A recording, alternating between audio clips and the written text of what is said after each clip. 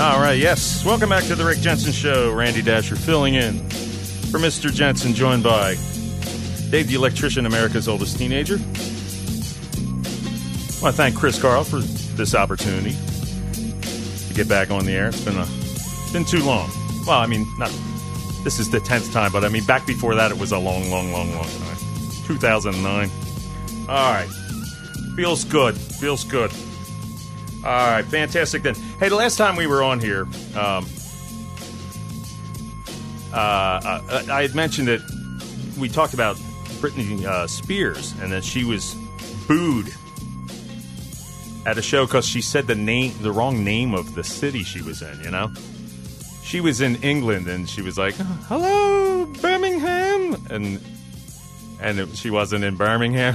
The town was called Blackpool. It would be the equivalent if you were in a band and you were in Dover and you were like, hello, Wilmington.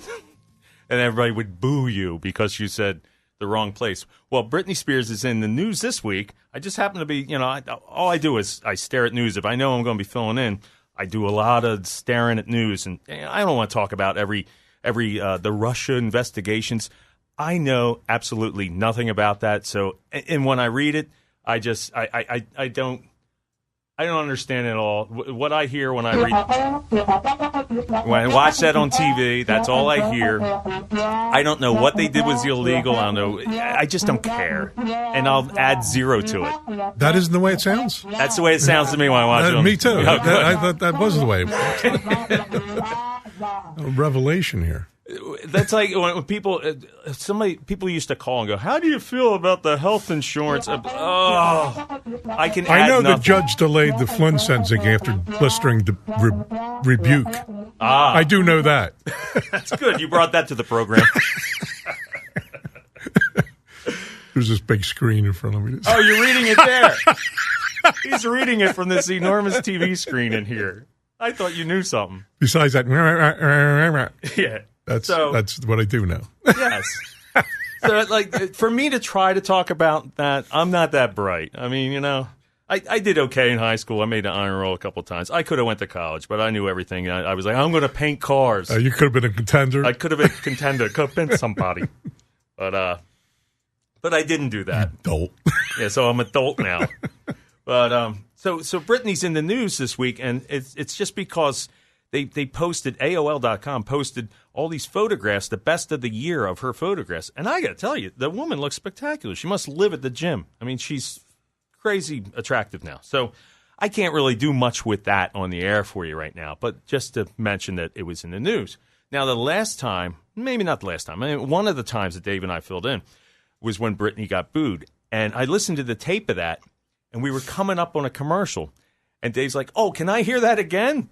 And I was like, I was already playing the outro music. So Dave got denied of getting to hear it again. So what I was going to do now is play the tape of Britney getting booed at the show. And what happens is, it's really weird. She gets booed because she says the wrong town. And then if you listen faintly in the background, she must have had her headphones so loud that it got picked up on the microphone.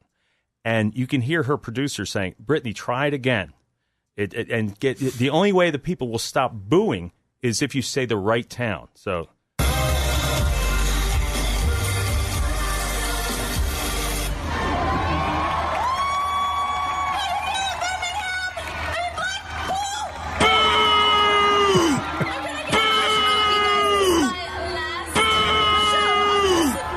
Britney, try it again.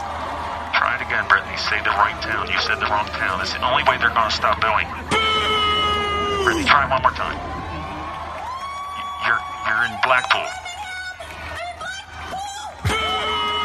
You got it wrong again, Britney. Britney, the only way they're going to stop booing is if you say the right name of the town. Don't screw it up again. This is the third time. Okay, third time's the charm. Say Blackpool, not Birmingham.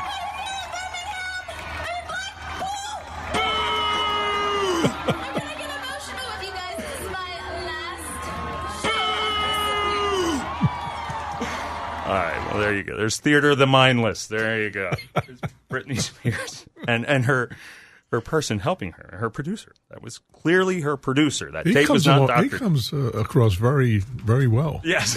The producer's very serious. 3 times, and she didn't get it. She still got it wrong. The tape's still going. I think she gets it wrong again. She's supposed to be in Blackpool, not Birmingham. But she'll get it right. She got it wrong again. Anyway, all right. That's enough of that. Wow, See, trying to bring the funny here. That one person must have been very close to the stage. The one boo is very loud. Yes, it would have helped if I turned that one down a little bit to make it more realistic. But I didn't. Okay. Doing a little production work there. Live on the fly. Hey, what is everyone buying their wife for Christmas? Now, this would be a segment where people will call in. Or Dave, you can just say it, but if you say it, your wife might be listening, and my wife might be listening, but it might help the show. So, what are you, or what suggestions would you get? I have none. And this doesn't mean guys need to own vacuum cleaner. There's a Family Guy where it's Peter becomes one of those cartoonists, for a newspaper, and it's called For Pete's Sake. And so Peter draws a picture of his wife, like laying there with, like at the hospital, and her eyes are X'd out like she's dead or something. He says, the caption says, "My vacuum cleaner broke." And then Lois reads it and goes, "Oh, Peter, for Pete's sake." And then there's another one, and it's his wife again laying there with her eyes X'd out like she's dead. And he says, "My dishwasher broke." And the doctor says, "Weren't you here last week?" Now that's comedy gold, I'm telling you. The Family Guy is just the best show. I mean, it's just spectacular. It really is brilliant. So, anyway. Yeah, fantastic. If you'd like to join in on the program, 302-529-1017, 302-529-1017. If you have any ideas what I could get my wife for Christmas, she doesn't do well with jewelry. It seems like anytime I've ever bought her jewelry, it breaks. Like you'll get a delicate little bracelet or the delicate little necklace, and then about 3 weeks later, she's like, "Because you're so cheap, you're getting delicate, less gold." That's right. Dave bringing the funny, because I buy crap. Gotta stop buying it out of that gum machine. Yeah. Yeah, but I even attempt to buy sort of nice stuff. I mean, I'm not spending thousands of dollars, but I bought some stuff that was... You got to go to the guy that everybody hates. That guy. All right. Don't mention him. All right. So if anyone has a suggestion what I could get the wife, or what, maybe just call and say what you're getting for your wife, or if you're a female and you have a husband. See, I was smart. I installed a central vac when I bought my house. No, I do most of the vacuuming. Anyway. What have you gotten your wife in the past years for Christmas? I know you're not religious, but I'm sure you celebrate Christmas in the Santa Claus sense. Yeah. Yeah, so do I. I'm not religious either, but I celebrate in a Santa Claus sense. Mostly clothes, stuff like that. Oh, boots, Okay. It's a hard thing. It is. I'm not very good at that. But no, the jewelry thing, I don't really get it. She's got tons of jewelry. Yeah. I don't know. It's just I'll get it, and then she'll be like trying not to tell me, but she'll be like, "Okay, I have something to tell you. That necklace broke." And sometimes it's 2 seconds after. It could be broken. And then she's in the hospital with her eyes X'd out. Yes. You broke what? Nobody spent $14.95 for that. Yeah, I spent good hard $14.95 for that over at Spencer's. Don't say Spencer's. Wherever I got it at a store. All right, fantastic. I'm just kidding. I'm sure they have wonderful stuff at Spencer's. They have novelties and stuff. That's why I was saying it. All right, fantastic. So wonderful, Marsha Brady. We do have to get to that playing her song. It might be a good time to go to that. Let me check some other stuff because I need to go through the computer on that. That's better. Go to the come song. Back. Go to the song. I have to hear this. You want? All right. Okay. Well, maybe you could do a little. Oh, here it is. I found it quickly already. All right. Let's listen to Marsha Brady sing. And this is actually serious. And we're not going to play the whole song. In fact, I'll just keep it panned down and we'll keep talking over it. Feel free to call in about. Would there be any reason why you would want to play the whole song? No. I have to be honest. I've heard it already. So. I listened to it this morning for the first time in my life. This is from 1995. Okay. Let me start from the beginning. I had the wrong fader up, so you can hear all that a cappella, wonderful, wholesome goodness at the beginning. Go ahead. Let's hear it, Marsha. I did the same thing twice. If you want to try, we can go a little high. Start over. Oh, she's country. Yeah. Hey, hey, my heart is on fire with a flame that never stops burning. If you want to try, we can go a little higher. You know that you're going to call me. Marsha Brady. When you get a little lonely.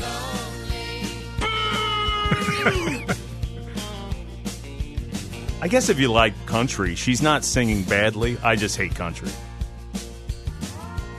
This is from like 1995. Yep. Released April 4th, 1995.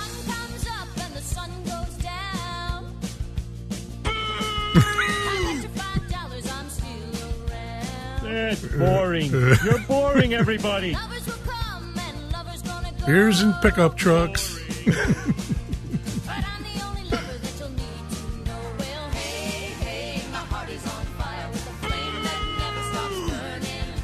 Look at my gun rack. You know? I hate country music. She might be spectacular.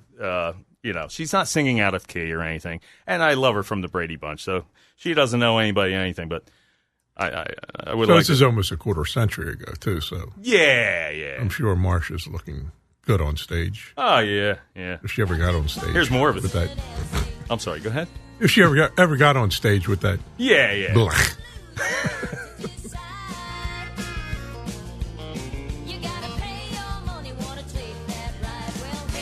It's boring. You're boring, everybody. Quit boring everyone. All right, that's enough Marsha singing. All right, fantastic. She could do a jingle, maybe. That would be better. Yeah. Something I've always wondered is, you know how everybody gets a real Christmas, not everybody, but a lot of people will get a real Christmas tree, and they'll buy it, and they'll take it to their house, they'll set it up for a month, and then they'll take it out in front of their house, and they throw it out in the street, and their township comes by and picks it up. At least that's the way it is in West Goshen Township over in Pennsylvania, where I live. Not far from the station. So they probably mulch it up after that, right? Maybe. That's a good question. I don't know. Do they? I don't know. It seems to be good kind of mulch, right? Maybe. Wouldn't you think? All that pine needle crap in there. Now, I'm not a big environmentalist, bleeding heart liberal guy, but I want the planet to last as long as it can. I want to do anything I can to be helpful.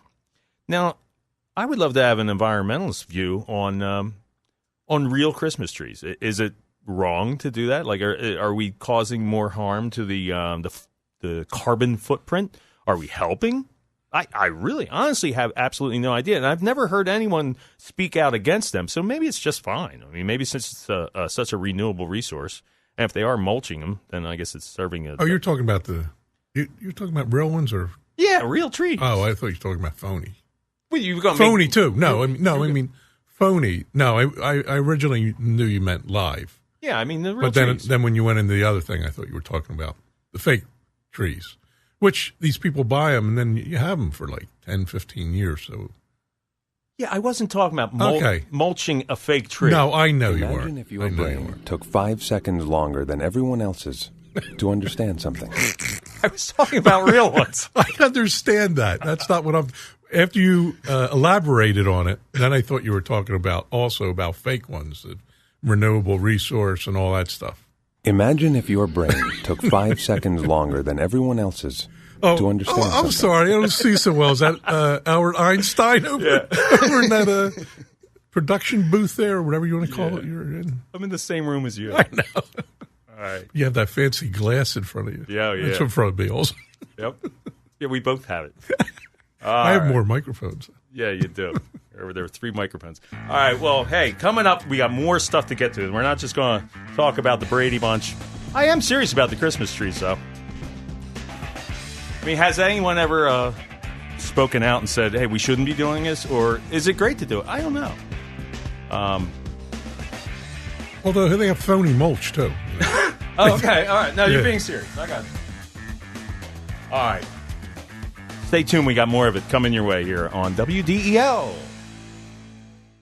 Named the region's best talk show by the Associated Press. The Rick Jensen Show will continue in just a moment. Hey, WDEL Swinging Christmas is back.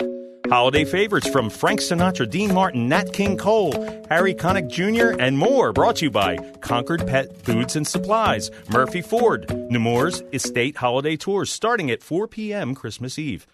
Handel's Messiah will be presented at 6 p.m. Christmas Eve and 11 a.m. Christmas Day.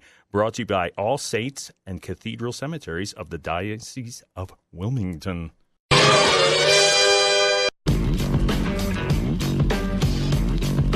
All right, back with more fun here.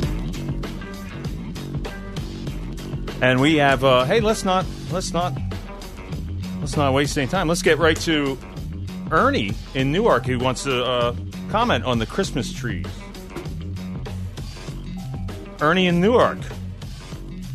Hello. Hello, Ernie. How are you, sir? Hey, I'm doing fantastic. Hey, you're doing a great job here as a temporary talk show host here. Thank you so much. I appreciate it.